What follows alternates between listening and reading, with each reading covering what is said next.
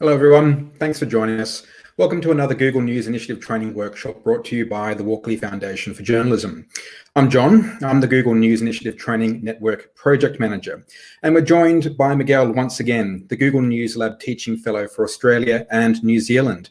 Before we begin, I'd like to acknowledge the traditional custodians of the land on which we're all gathered today. For me, in Australia, that's the Gadigal and Wangal people of the Eora Nation, and I pay my respects to their elders, past, present, and emerging. We're coming to you live from Sydney from our respective homes, and today we've put together a special webinar for New Zealand journalists and editors. Our good friends across the ditch go to the polls on the 19th of September, and although the ongoing coronavirus restrictions haven't seen this travel bubble emerge just yet, the good news is we can still come together and share our skills, tips, and insights online. Journalism is vital to a functioning society. I'm sure we can all agree on that. And during elections, access to quality news is even more important. We're all well aware that misleading, low quality, and downright false information can be used to influence voters. So today, Miguel will share some resources to help you report, debunk, and verify information online with the forthcoming New Zealand election in mind. You'll also learn some handy commands to get more targeted, precise search results, not just from Google search, of course, but also Twitter, Facebook, LinkedIn, Reddit, the list goes on. If you have a question about anything covered in this workshop, just type it into the chat box and we'll do our best to provide an answer. You can also contact us via email. The address is newslabsupport@google.com, and I'll just pop it up on the screen right now. And you can access step-by-step tutorials at any time and at no cost just by going to g.co/news training. And there's the URL on your screen. Some honorable mentions before I pass you over to Miguel. First Draft News is a fantastic resource. Now, they have spent years empowering people around the world with knowledge and tools to build resilience against harmful, false, and misleading information. They're worth checking out because, of course, we are tackling some elements of the discipline of verification today, and you can access their training tools at www.firstdraftnews.org. And I do encourage you to also seek out Anne Kruger on Twitter. You might want to get in touch with her. Lastly, I also encourage you to check out g.co/protectyourelection, where you can find information from Google and Jigsaw, a technology incubator, I should say, created by Google, on how to best safeguard what you publish when it matters most. Now, that's it for me for now. I hope you enjoy what we have in store. Please welcome Miguel. Thank you very much, John, and it's great to be here. Happy Friday, everybody. Hello and welcome to today's training, with thanks to Google News Initiative and the Walkleys for hosting this live webinar. Before I begin, I'd also like to start today by acknowledging the traditional custodians of these lands on which we meet and recognise their continuing connection to land, waters and community. I pay my respects to them and their elders and their cultures, and to elders past, present and emerging. Now, a little bit about me. I'm a journalist and a teacher trainer. I've worked on the internet, putting out news since the mid-1990s for companies like news.com.au, 7 News and SBS in Australia, and also for Australian Associated Press. I'll pop my details up on screen so that you can get in touch with me should you want to. And thank you so much for joining us today. Feel free, as John said, to ask questions by typing them into the chat box, and we will try and get back to you. A little plug as well from me for g.co/news training. It's definitely well worth visiting. I'll just quickly also flash that URL up on screen. Again, at your own pace, you can learn all about the elements of digital journalism. It's certainly worth actually having a look at. Now, another little piece of another very useful resource is Google's COVID-19 page. It has all sorts of really useful stuff in there, including up-to-date community mobility reports. Just pop that on screen for you, by the way, the address.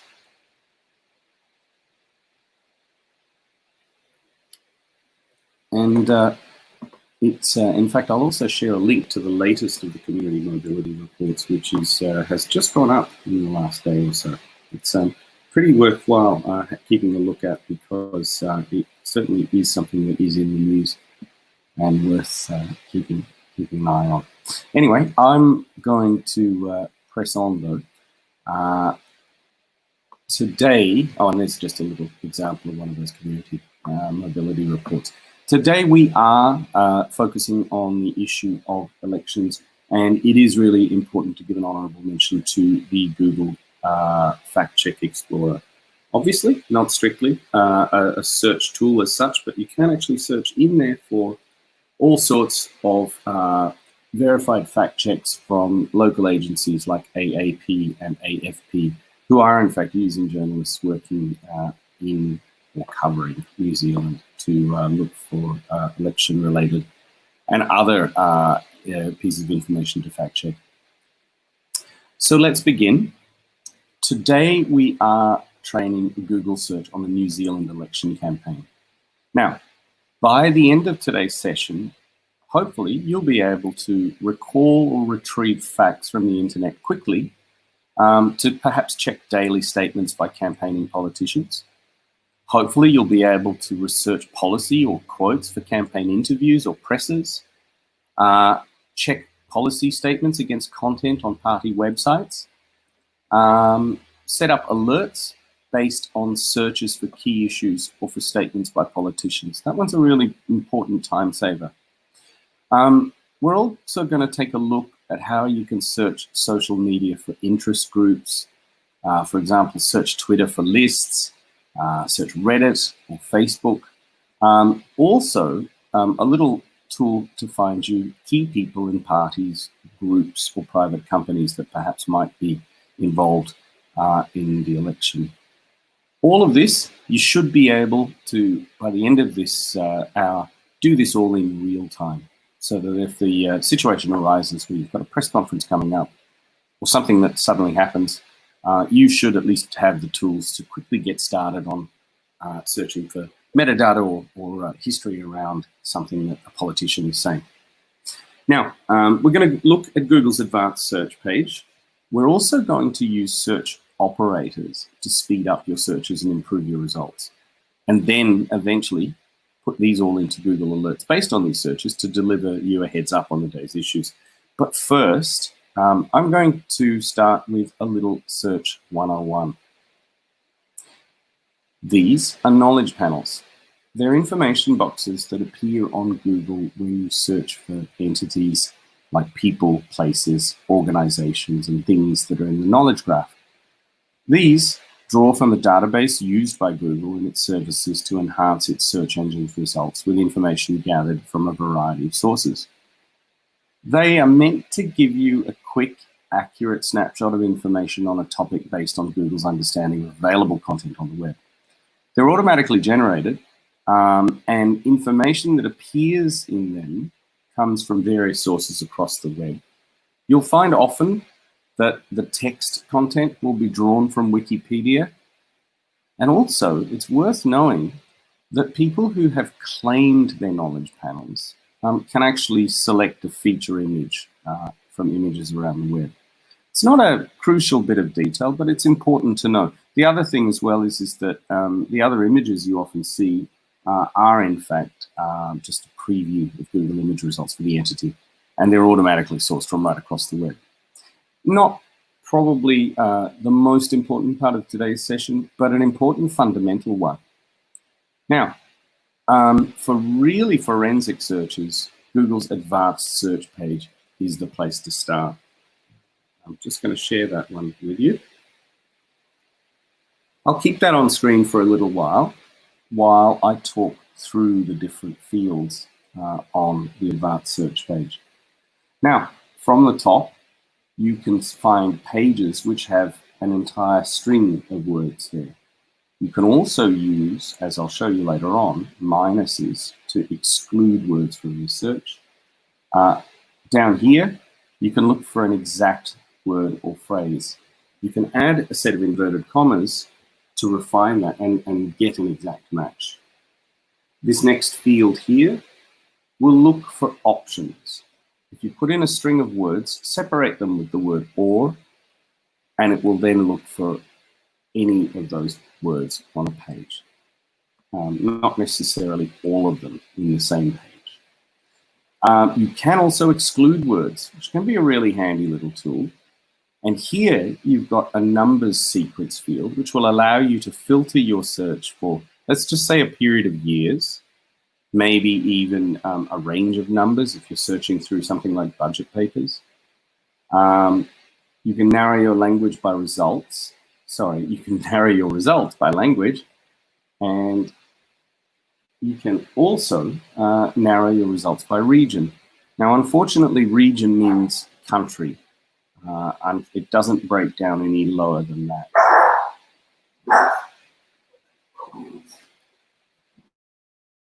Okay, so as well as that, you can actually also filter for how recently a page might have been updated.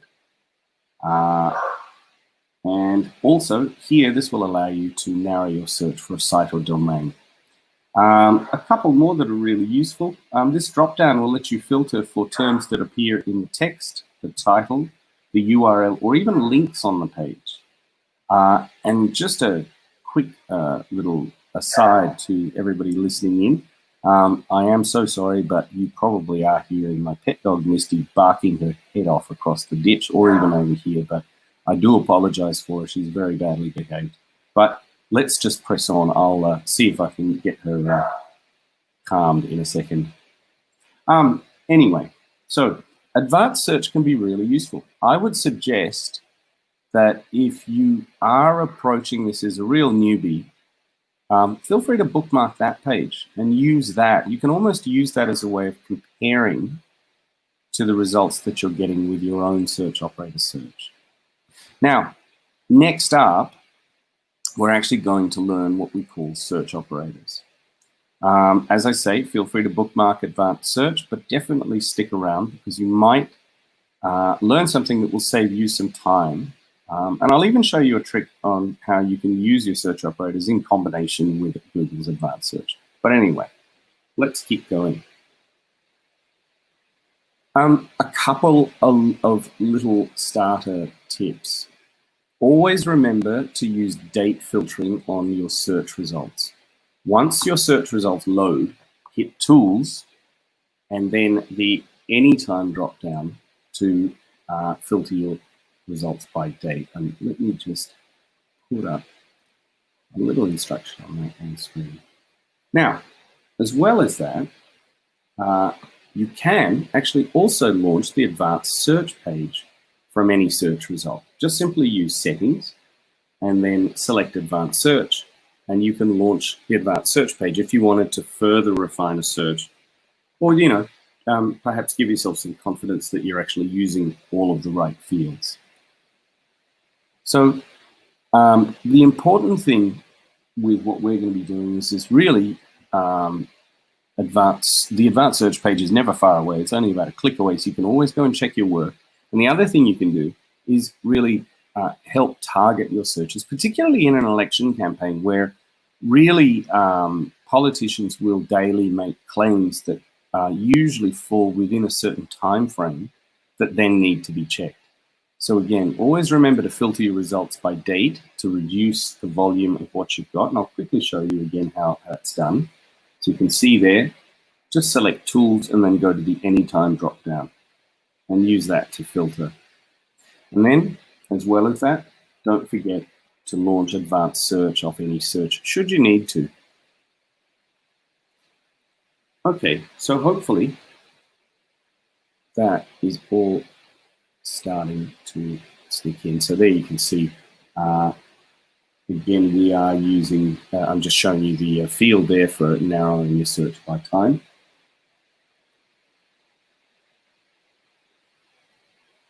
Okay, so we're going to get started with your very first and most important operator. This is using inverted commas. So inverted commas will give you an exact match for any phrase that you choose to search for. So my suggestion is try this. Try the example on screen with or without inverted commas and see what sort of difference you get. You'll get lots of opportunities to test it out across the next little while. So now we have some more. And, which can also be written as a plus symbol, and which will ensure that a term will be included along with another in your search. Not, which is written, as a minus symbol, and we'll do the opposite. Keep a word out of your results. And you also have the OR operator, which will include both search terms. And I've mentioned a couple of these before, but I'm just going to keep those on screen so that you can start to get used to them. Remember, you've got inverted commas, you have and, not, and or. Let me show you a little bit about how they work. In fact, I'm going to also throw these examples on the screen as I use them so that you can try them out as well.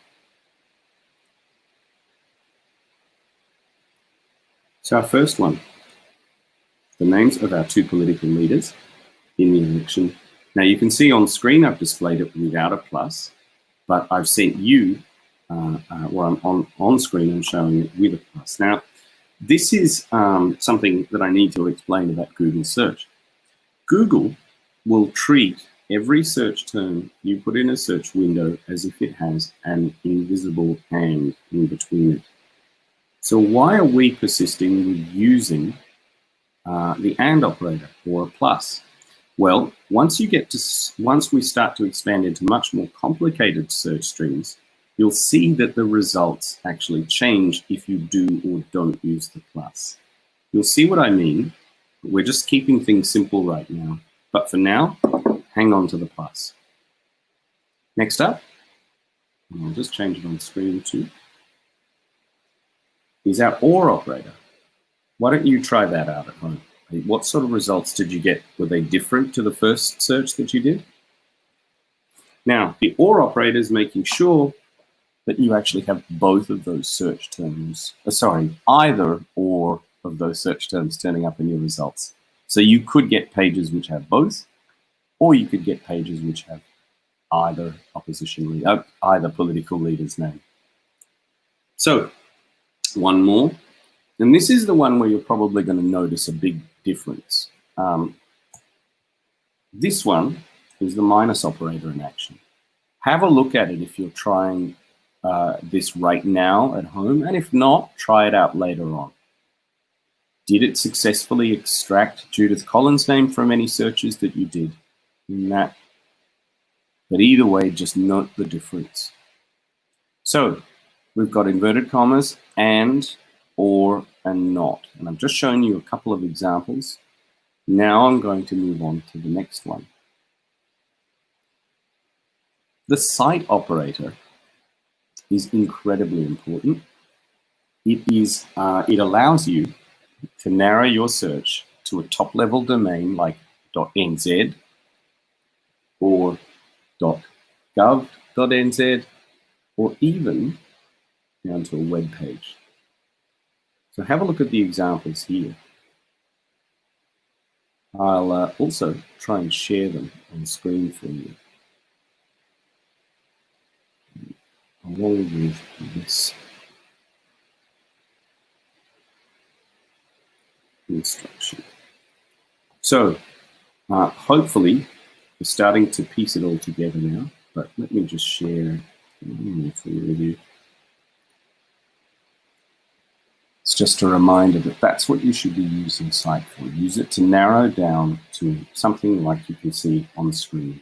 And bear in mind, you can start right at the absolute top with New Zealand's country domain, or narrow to something like the government's top-level domain, or even an individual department's page. Really handy operator. And you can see that what it'll do is it will exclude results from any other URL other than the one you put in there. So the closer, the narrower, the better. Now, let's just, I'm going to go through a pretty simple example of each one of these. But I just want to talk through these examples you can see here. These are the ones we've learned so far, and here are some examples on screen. You might want to try them out. Use minus to remove results you don't want, or to include multiple terms. Cite will find you information that might be buried in a site or top-level domain, and inverted commas will find you an exact match. If you're playing along, have you found any interesting examples yet? Here's one featuring the not operator in action. So the first result we get is simply for a search for the word kiwi. When we minus bird from our search results, suddenly we start to get results for fruit. And if we take away fruit as well, then we start to get businesses, including the Kiwi Bank, etc. We also get some pretty quirky related questions down the bottom. Okay, so here's a useful example of how we might use the cite operator to limit a search to a top-level domain. What I'm going to do is I'll just quickly share our first example on screen as a banner with you.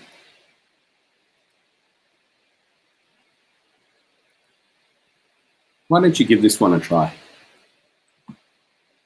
Now, just to explain it, what it's doing is it is limiting a search only for results from the treasury.gov.nz website. Now, what if we added a topic to the top of that? I'll show you what I mean. Now try this. Put that into Google, and do you find it narrows down your search results? I'll show you what it looks like on my screen. It's starting to now bring up articles about Chinese economic growth. It's certainly not treating that as a matching phrase, but it's certainly bringing up articles along that theme. And look, here's a tip. You'll save a lot of time if you use the same terminology as your target site does, if that makes sense. So, for instance, if China economic growth is a phrase that Treasury officials use or has been seen published in their official documentation, or that's something that the government's referring to, use that as a search term, and it's probably likely to appear. Now, and I'll show you a few examples of how that works. A couple more search operators. I'll share these. Now, related can be very useful because I suppose in the broadest sense possible, it's useful for finding new websites that might be of a similar genre. So for instance, if you're trying to determine, well, what sort of group is the Cannabis Party? I suppose the party is probably a good clue, but you will probably find returned results for similar style groups, political parties. And here's another one. File type is a fantastic search, and you'll see why later on. Government departments, finance departments, things like that, banks, they all publish Excel spreadsheets or PDFs of documents for people to print out. Sometimes notes, minutes, documents are saved as PDFs. And I'll show you how that can be a very useful way of searching for content. Give that example a try. So here is another example of something called a cache search. Now, a cache search simply will find you Google's last stored version of a particular website. It can be very, very handy, particularly in the case of an election campaign, where sometimes on a daily basis, particularly you guys would be quite familiar with Andrew Falloon or Ian Rees-Galloway being removed from their seats. Well, their web pages were scrubbed clean within hours, sometimes a day of them being removed. Now, sometimes there's important detail there that you might need for a story. My advice is initially just use the cache operator to see if the last previously saved version of a website has the information that you're interested in. I'm going to show you a way of going back even further than that anyway. So if it doesn't get you your result immediately, I can show you another one. Now, links can be pretty handy too. Links is a great way of finding websites which have linked to your particular website that you're looking at. That's how you use it. Now, that's a website which has been put together by an activist group, and you can chase it up and see how they who actually links to them. I'll also show you a little search operating string which will show you how to find Facebook groups that link to a website. More on that later. Hopefully you are keeping up.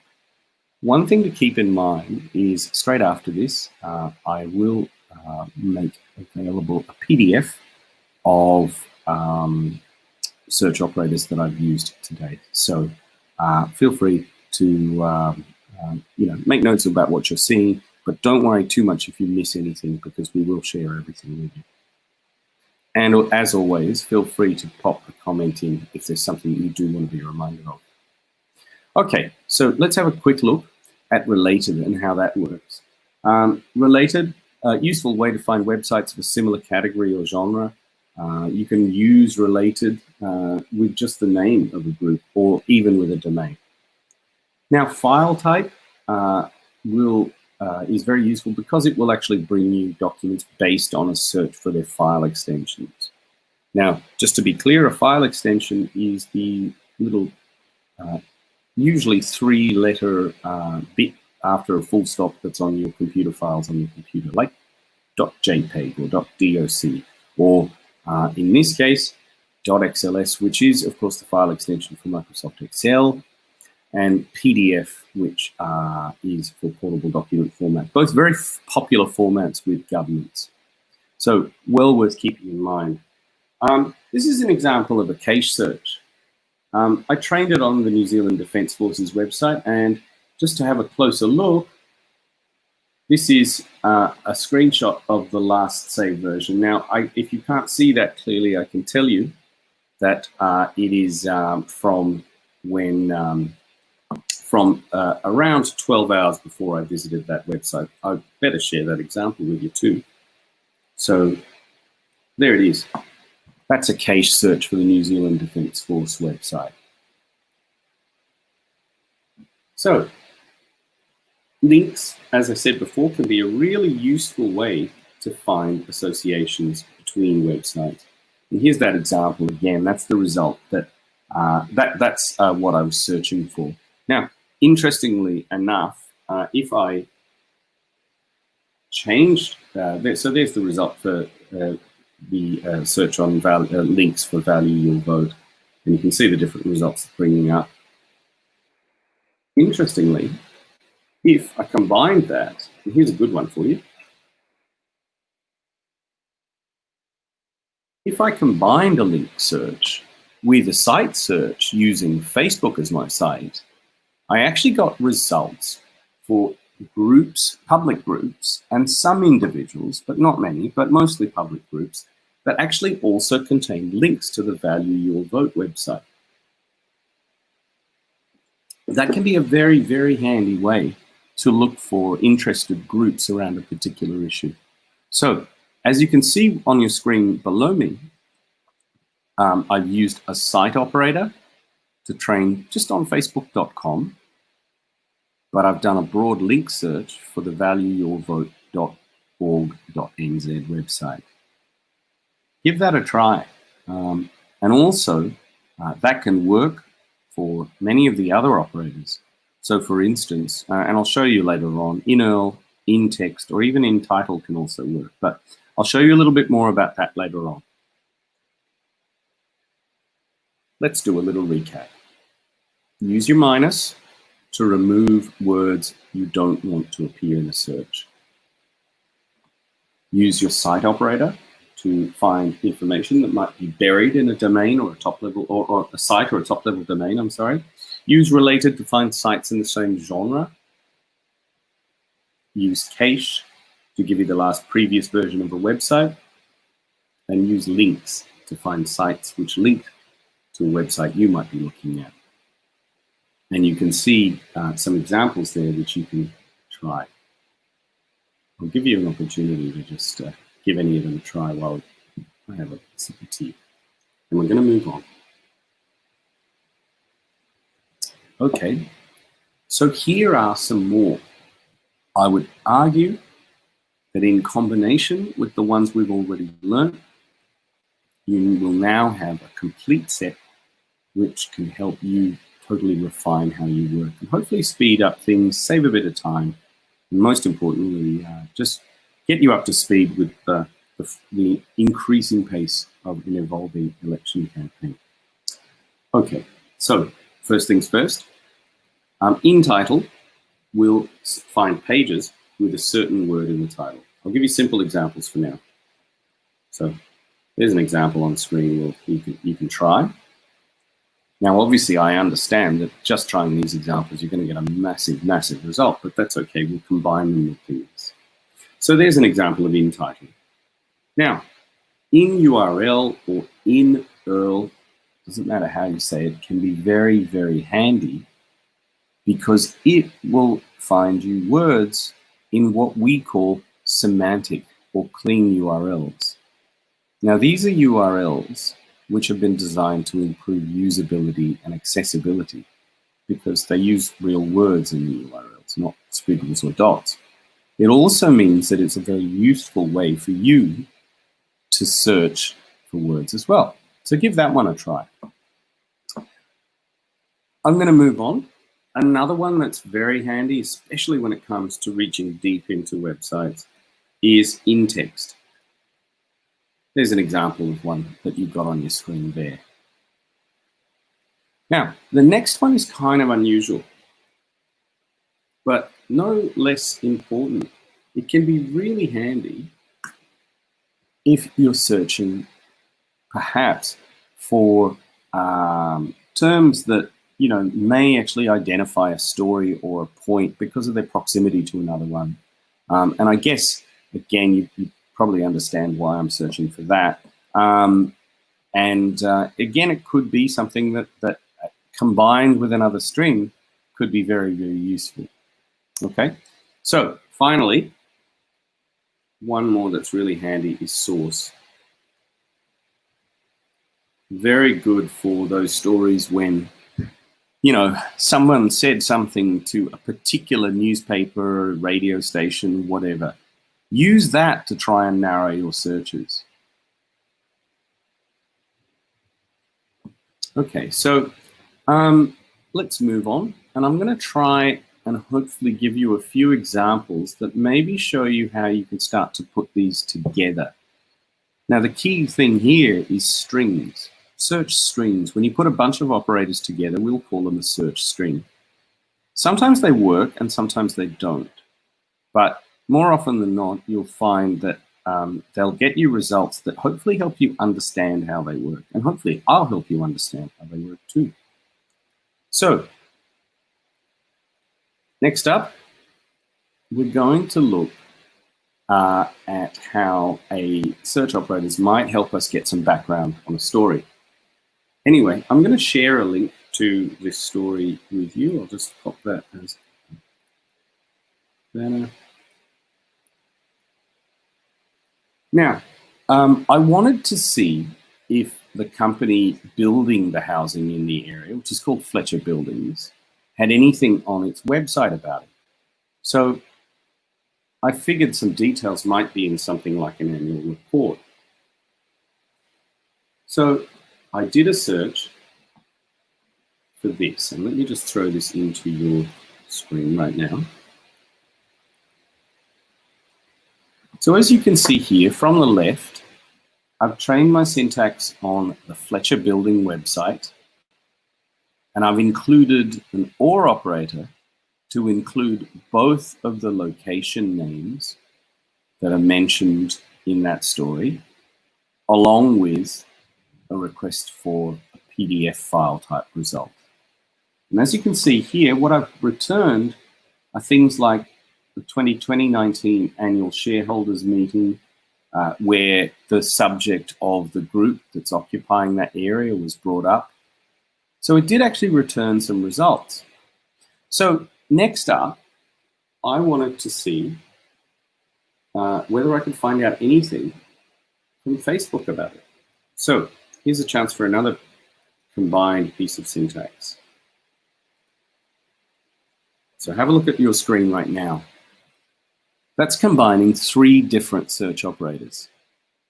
An operator to limit your search to Facebook, an operator to look for the word groups in the URL, and finally, a title operator as well. And as you can see on the screen right now, it's brought back results with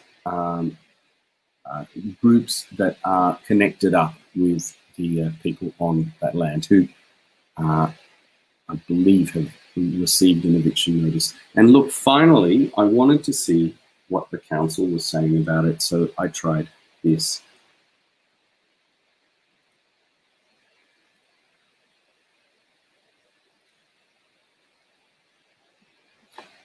Again, using a site operator to train on the Auckland Council website, search term, and just a request for a file type PDF.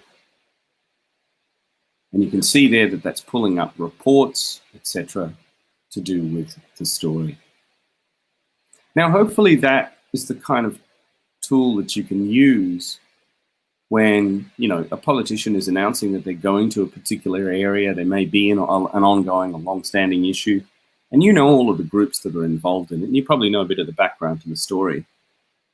But it might be a useful way for you to build up a bit of a brief so that you're ready with questions and ready with a bit of fact-checking. I'm going to move on. So let's just see if you understand what you're looking at right now. I'll explain this to you, and I'll also flash this up on your as a banner.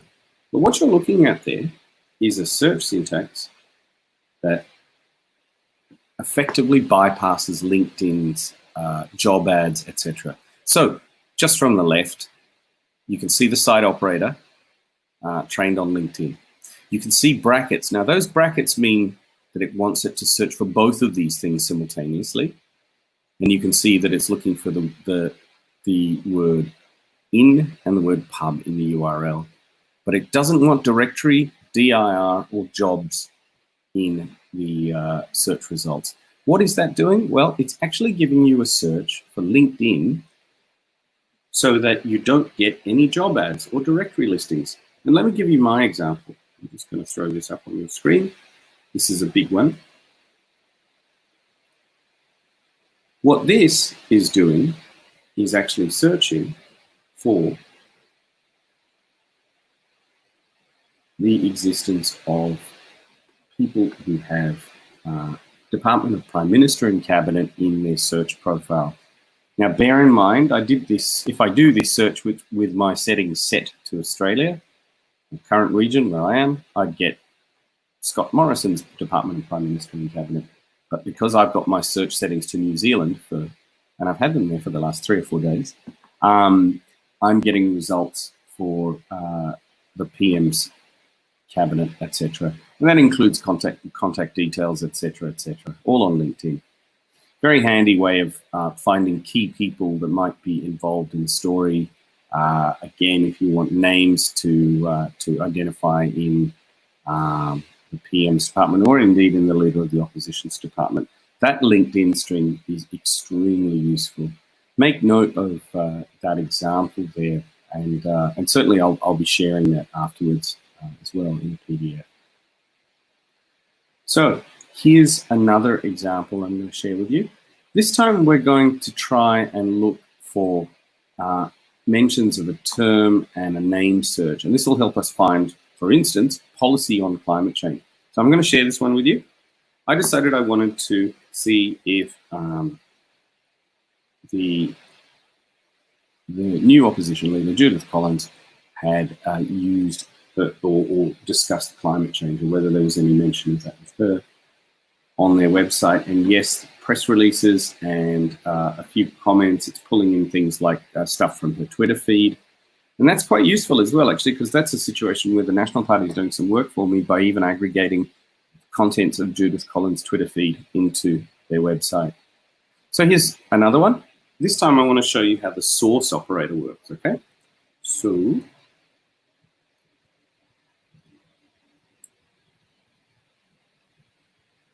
this is a different search. This is using the source operator, as you can see there on screen, to now see if we can get any results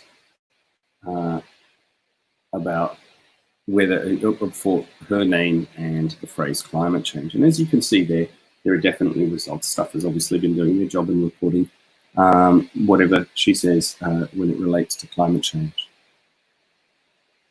Okay, so let's have another try. Cache searching, which I mentioned before, is a very, very useful area where you can do important research. Governments and private corporations are always hitting the delete button on content on their very own websites. And thanks to the power of caching, which essentially backs up these files over many years, information that is deleted isn't always lost. So what you're looking at there, right here, right now, I'm sorry, is a screen grab from the Wayback Machine. Now, I'll share the address for the Wayback Machine with you.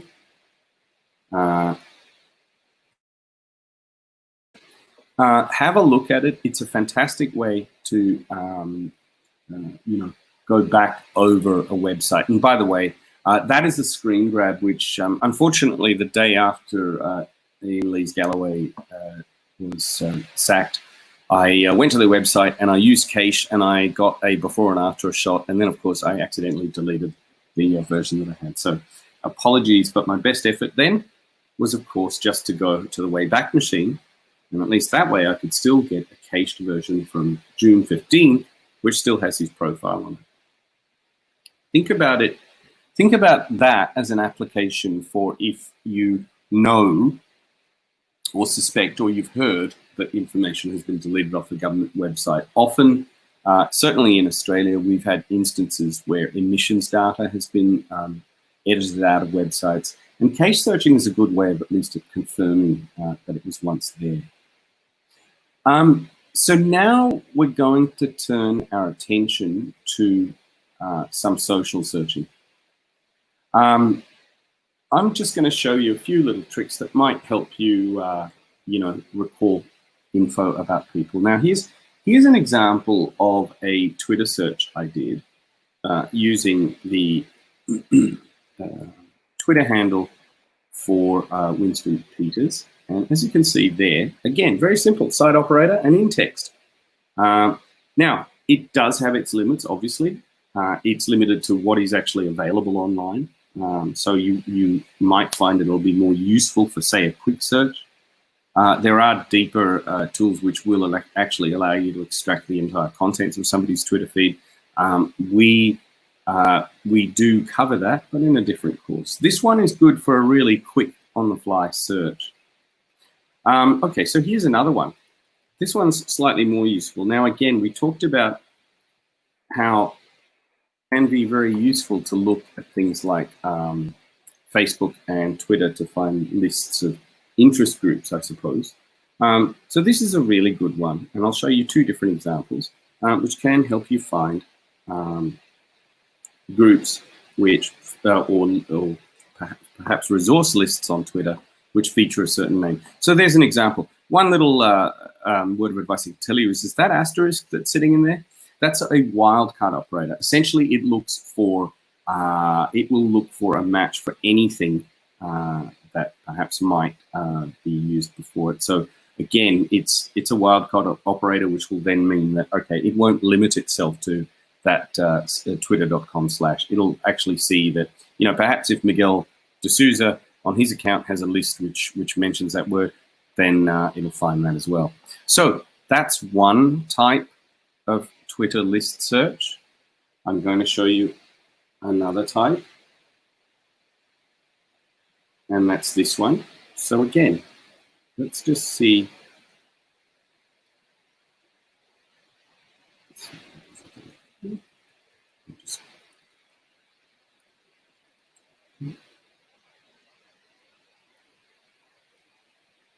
So this is a different type. again here, this is using a URL search for the word lists, trained on twitter.com with Aotearoa as a search term. So, kind of handy for finding lists on Twitter. Now, it can also be turned on to Facebook to look for posts. I'll just share this one with you. Now, this is a search of public groups to see if any of them had that in the title. Cannabis Reform New Zealand, likely to be big during the next few months. In the lead up to the election and the referendum. Now, I also cross-referenced that by saying, well, is there any talk using an in-text operator of protests that might be happening? So you can see there, well, probably typical to the sector, I suppose, but not much energy or enthusiasm for protests, but certainly, definitely lots of discussion about it. Again, my advice to you, all jokes aside, is if you're aware of terms to give them a try. Now, here's a funny one, actually. This actually gets quite an interesting result. What if you cross-reference issues? So what if you tried this? Have a look at the banner on your screen. It's essentially a limited search to Facebook groups, which might be around the cannabis issue, but in fact might be discussing euthanasia. How about that? That could give you, and of course you could try it the other way around. Are there groups primarily interested in euthanasia or discussing euthanasia or supporting it, which are also looking at cannabis? And finally, just because Facebook, I've got one more for you. That's right. They've been hounded off Twitter, or they eventually will be, but they're still around. If you are interested in going to the absolute outer edge of where some of these issues are, yep, that's there. One more, but this one's actually a little bit more fun. I'll just share this one with you. You can actually search TikTok hashtags using something like this. It's not completely the most definitive search tool you'll use across TikTok, and I think certainly we're getting a little bit better at researching it, but it's certainly quite a good way to surface it and look for publicly posted content, which might correspond to hashtags that you might be aware of. I want to now move on to archiving. Look, archiving obviously isn't strictly searching, but as I've shown you, archiving actually can be a really useful form of retrieving information. Archive.is is a very useful site. It has the added feature of archiving or caching social media. Very useful way for you to store links as evidence. Just copy the URL of the Facebook or Insta or Twitter page you want to save a cache of it and pop it into archive.is. Now, I want to now move to how we can use these site operators to help speed up your ability to keep track of stories. Now, first things first, I was interested in this, in the issue of regional economic development. So I've just popped in a site search that I did looking for content from the regional economic development, from the Ministry of Business, I'm sorry. And rather than necessarily always wade through content there, here's how to make it really useful. Now, if you look on my screen right now, you can see that I've put the exact syntax that I've just popped on your screen into a Google Alert window. Now, as you can see, there aren't any recent results. I know that, but I also know that it's shown me that it is actually returning some results. It's actually saying, look, there's stuff there that would have matched an alert had you set one up previously. Well, that's good. That's a good indication. We know that. But what it then allows me to do is set up an alert, and I can then update that alert by asking it to retrieve that information for me as it happens. So what these search operators can do will allow you to really refine even how you use something like alerts. Keep that in mind. You know, it's as simple as going to Google, going to Google Alerts, and let me just throw up Google's Alerts URL for you. Go to Google Alerts, enter your search syntax into the window, and then update it to let you know as it happens. Now, I'm just going to make a little move into something that's more of a visual search. Now, this is really important. I know this isn't strictly a search, but I'm going to leave you with this because I think this could be kind of useful. Sometimes you can't just use a text change on a page to let you know something has changed. Sure, you might find the information using a text search, but you will actually need to run some sort of visual change on the page. Now, here's a pretty cool tool that you should give a try. It's called Visual Pin, and what it'll do is it will allow you to keep track of a page. You simply just load up that page's URL into Visual Pin, identify the point on the page which you know is going to change, and then leave it alone to start your monitoring for you. You'll get a report as the page changes, which will look kind of something like that, and it will tell you anytime that page has changed. Be very useful. I know we're finishing on a kind of visual note, and we've been working with search all of this time, but it's just an idea that if at the end of one of your searches you come across a visual problem, this is a visual solution. Now, I really hope that this has been useful. I know we've covered a lot. I really do hope that this has helped with your election reporting and that you'll be able to find information a lot faster and keep your politicians honest, as you do every day, but with a great degree more efficiency.